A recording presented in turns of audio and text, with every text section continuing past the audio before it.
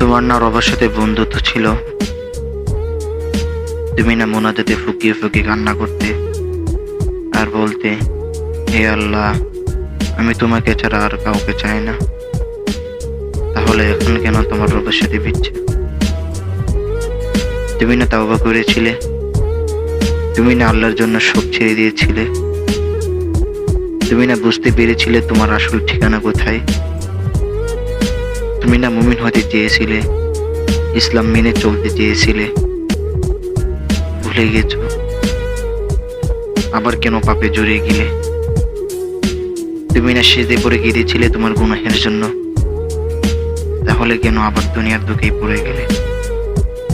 তুমি কি হেরে গেলে তোমার নফসের কাছে? আল্লাহর প্রিয় হতে পারলে না? বারবার শয়তানের ফাঁদে পা ফেলছো। ব্যাপার না, এখনো সময় আছে। তুমি কি জানো না তোমার রব কত মহান? তিনি অপেক্ষা করছেন তোমার জন্য, তোমাকে ক্ষমা করার জন্য।